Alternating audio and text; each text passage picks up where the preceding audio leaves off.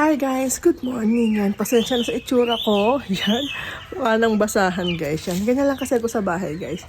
Yan, dahil mahaba yung oras natin ngayon, dahil mahal na araw, mahaba-haba yung araw natin na magkakalutkot ng mga bagay-bagay sa bahay. Kaya naman ito ang aking pinagdiskitahan. Ang tagal ko na guys nitong kinukumpuni, ang Jura box namin. Nilagyan namin mga underwear. Yan, lagi siyang nalalaglag guys. Kung ano ginawa ko na dyan guys, dinikitan ko na siya, nilusaw ko na, baka sakali ka akong mabuo. Pero still, hindi pa rin siya nagagawa. Nanghihinayang naman kasi ako kasi matagal na yan. Yan, matagal na sa amin yan. And wala kami lalagyan ng mga underwear, di ba? Kundi bibili ulit naman panibago. And wala naman tayong budget para doon. Kaya naman, yan. May napanood ako online na ginawa yan.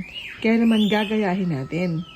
Ang ginawa niya guys ay binutas niya tapos nilagyan niya ng cable na hindi naman siya kita. So maganda.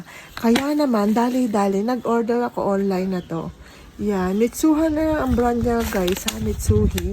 Maganda ng brand to. Electrical soldering iron. Yan siya guys. Ito yung gagawin natin pambutas at tatalian siya natin ng ganito. Ayan, nalaglag na ito. Ng wire na ganyan. Yan. Subukan natin. Figure out ko lang kung paano ko siya gagawin, no? Yan. Alisin ko muna siguro yung mga laman. Lagay natin doon. Yan. Para masimulan na natin siya. Ayan. So, yan guys siya pagka naayos. Ang gagawin ko, bubutasan ko siya dito. Tama dyan. Dito sa harap. Yan, isa dito, isa dalawa. Yun lang. Tama ba? Isa rito, tsaka isa rito sa harap. Ayan. Dalawa sa harap.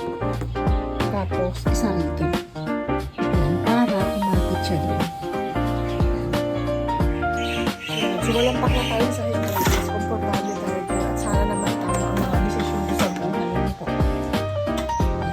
Pero tama naman siya. Ipitin lang natin. Hindi ako gumamit ito guys. Ayan, so naka-on siya.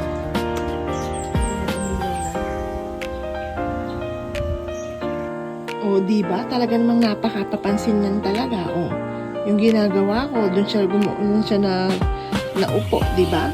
Diba? Ang galing mo. Galing! First attempt guys, failed. Napaso pa ako yan. Siguro markahan muna natin lahat ng bubutasan natin para sabay-sabay na. Para hindi yung papatay-patay ako ng ano. Hindi siya nabutas guys, hindi ko kung bakit. Pero umilit naman siya, napaso pa nga ako. Ayan. Second attempt guys. Pag mamarka pa lang, failed na. Diba? Dalawa. Ayan. Subukan muna natin tong isa.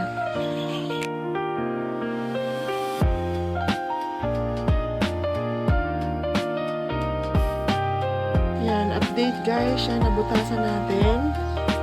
Ayan, naging tatlo pa nga dito. Failed yung isog guys kasi ayun, pumasok doon. Ito nilalagay yung pinaka-gilid. So, dapat doon sa kabila. Pero okay na yan. Goods na. Hindi naman siguro siya makikita. Ayan, nabutasan ko na lang ito. Tsaka yun. May natatakot lang kasi guys na una kasi ayun, umuusok siya. Ay, medyo scary kasi ngayon ako kumuha niya. But anyway, subukan natin siya ikagawin. Yan, eto naman yung pangalawang ginawa natin guys. Diba ang ganda? Ang ganda na ng pagkakabutas ko. Oh. Diba? Yan. Pero loob siya pangit. Hindi naman siya kasalitan. Diba? Ayan. Diba? Ang tibay na pa guys. Diba? Yan na ang ating finished product. Ayan guys, makikita niyo yung aking pagkakaano. Pero may pattern naman siya guys eh. Kaya hindi naman siya ganun kapangit. Guys, gusto kasi yung kulay na brown. So, yung blue, gusto ko maging brown sana ang kulay. Yan. Comment naman po kayo sa baba kung may isasuggest kayo kung paano ko siya